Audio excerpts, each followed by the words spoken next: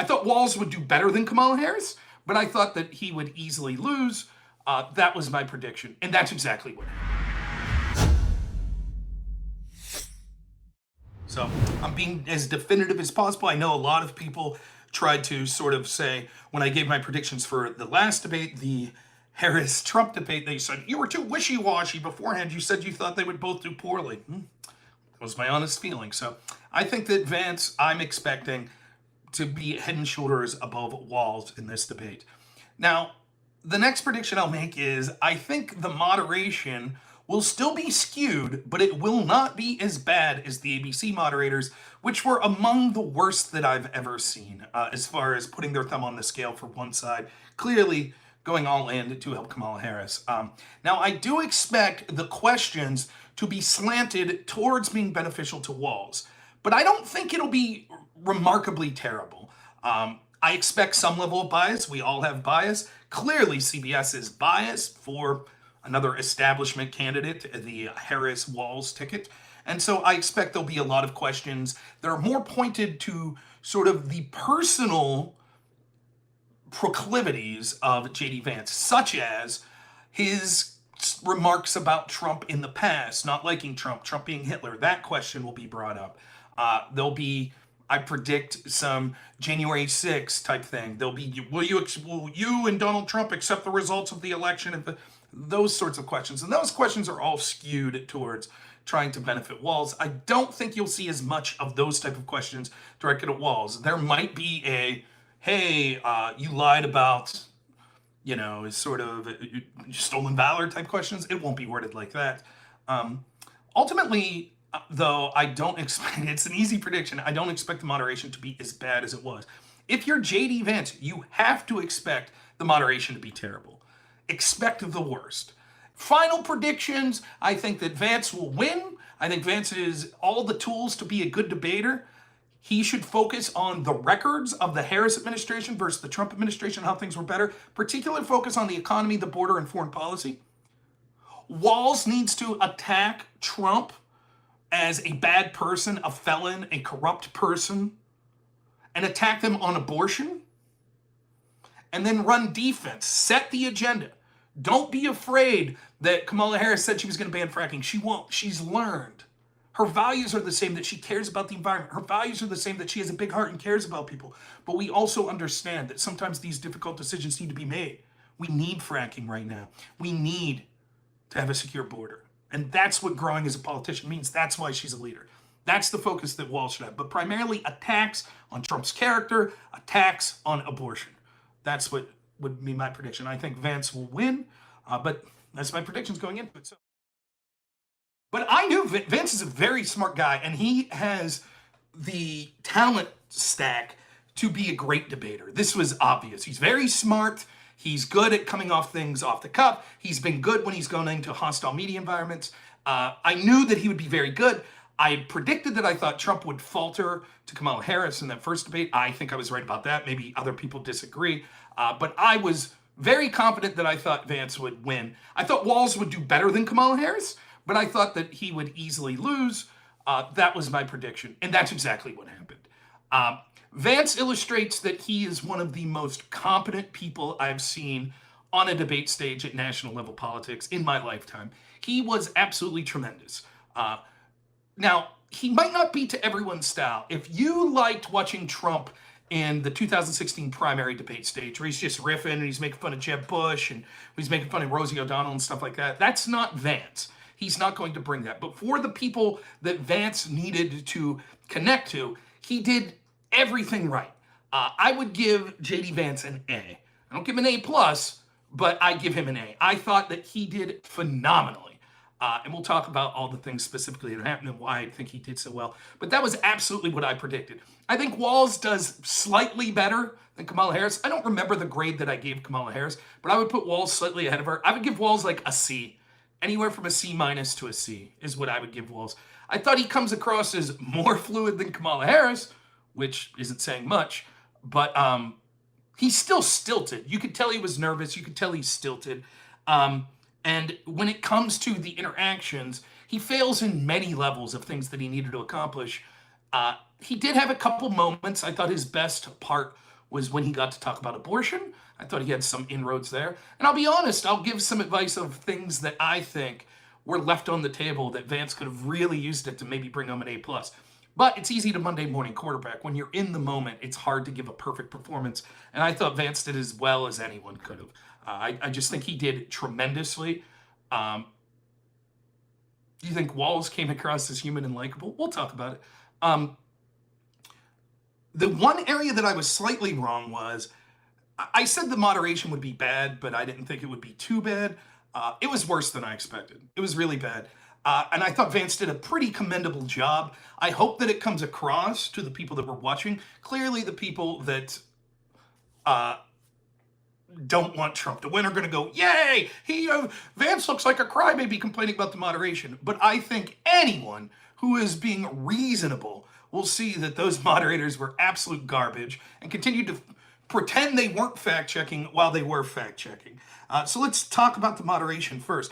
The first area that I thought was hilarious, so the questions were all geared towards, being favorable to Walls. Not all of them, but most of them were. So, would it be economic question or, climate change questions? It wasn't just, what do you have to say about climate change? It's, this hurricane was made worse by climate change, and the experts agree, right? And stuff like that.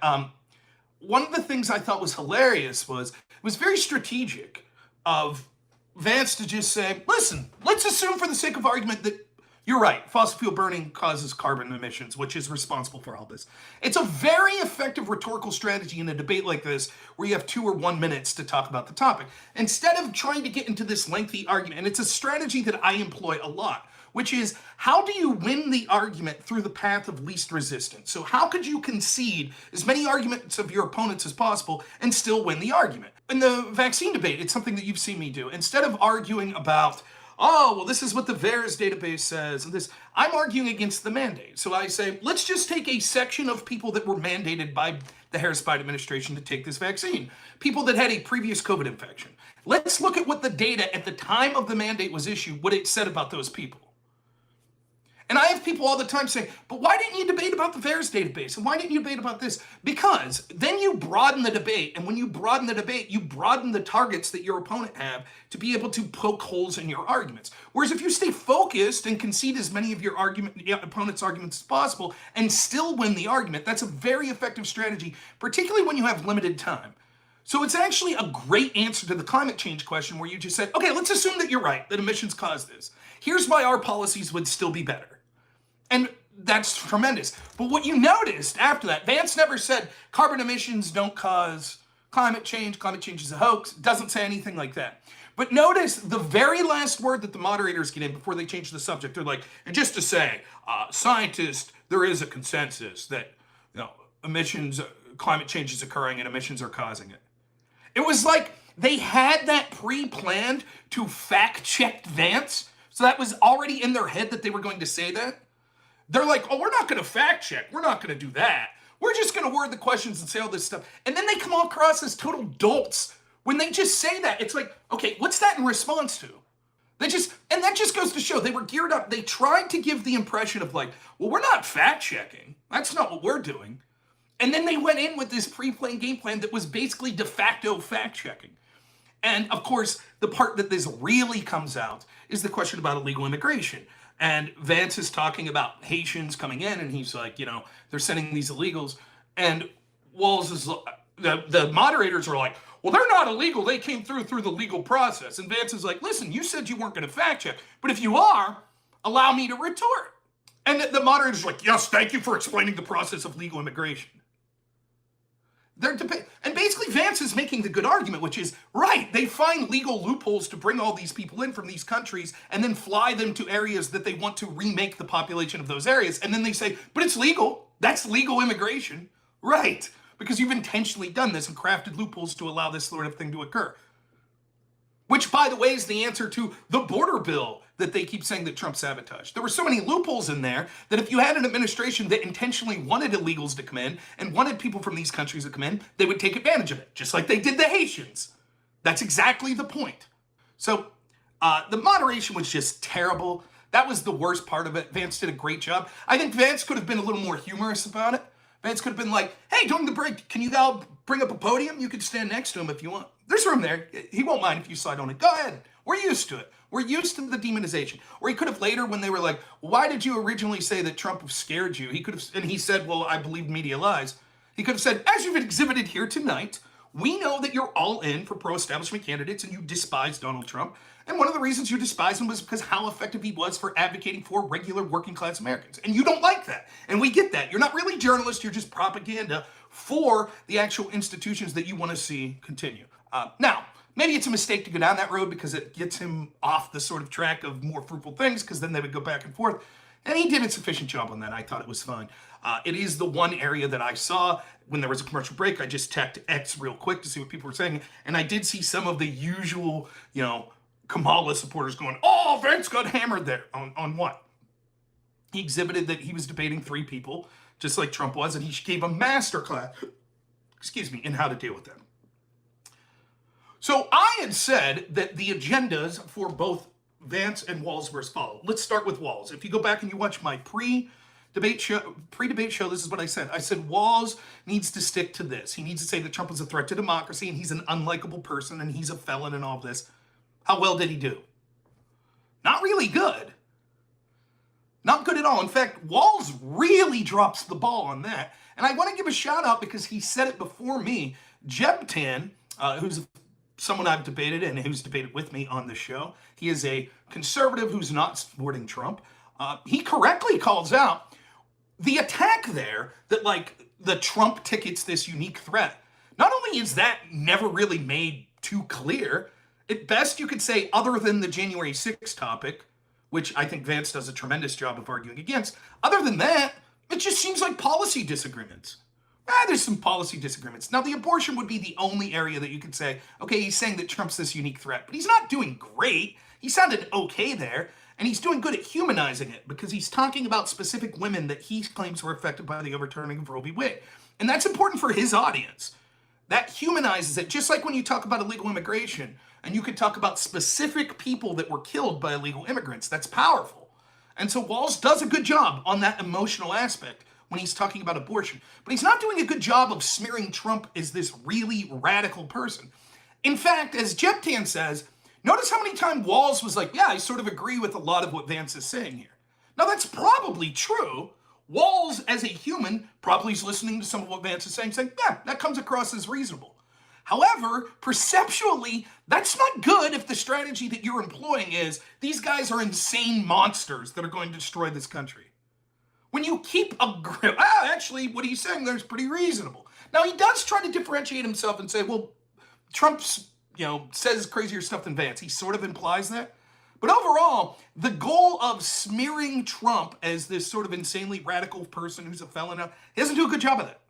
He does not. So he kind of makes the argument, but I would give him like a 3.5 out of 10 on that. There was so much more that they could have done. So that was the first thing. The second thing I said was he has to go hard on the abortion stuff. He does pretty good there. I'll give him like a 6 out of 10. Could have done better, but he does okay. It was one of the areas where I think Vance finally gets to talking about the Minnesota law, which is good. But remember, the initial question asked to Walz was, would you support any restrictions even at 9 months? And Walz is like, And then they ask him again, and he's like, And the moderators don't insist that he answers like they do with J.D. Vance. And Vance should have taken him to task. Be like, notice how he deflects. Do you see that? Just like, he can't tell you no. And then if you look at the law he keeps touting in Minnesota, well, it's allowed children that survived abortions to not be given care and die on the table. That shows the radical name. So Vance does a good job. He finally gets there, but I thought he could have made it more clear. Look, he won't answer the question. He won't do it. And that's the truth. But Walz does okay. He humanizes it. And let's be honest, Democrats are going to win with that. With the people that think abortion is the biggest issue, Democrats are going to win that. Because those people are going to be people that think the right to abortion because Roe was overturned is the biggest issue. People that are pro-life, they're probably not saying that's the biggest issue right now. They might be saying the economy, foreign policy, the border. So the more that they talk about abortion, the better. And, so I thought Walz did fine. He did okay. I'll give him a 5.5, 6 out of 10 on that. And then the other thing I said was, and this is where Walz fails, he gets a 0 out of 10 on this. I was shocked. Yeah, this is live. I was shocked at how bad Tim Walz did on this topic. Because it's the number one thing that Vance needed to do. So this is a 10 out of 10 for Vance and a 0 out of 10 of Walz. The third thing I said Walz needed to do was differentiate how Kamala Harris has changed her mind and how she's not part of the Biden administration on certain things. I don't recall him even one time pushing back. Vance successfully, and this is meta-wise, this is the most important thing. This is the most important thing as far as a strategy that was employed the entire debate. The most important thing in the Harris-Trump debate was Harris successfully baited Trump. She got him talking, she would just be like, blah, blah, blah, blah, blah, blah, and Trump, your crowd size isn't that big. And Trump would take that bait. The most important meta strategy thing that happened this whole debate, what Trump wanted to do to Harris, because she's avoiding the media, she's basically changed all of her policies but won't tell you why, and she's running a campaign of joy behind the scenes. He needed to label her, and that's what Vance did. Vance said, Harris has been there for 4 years. The Biden administration is the Harris administration.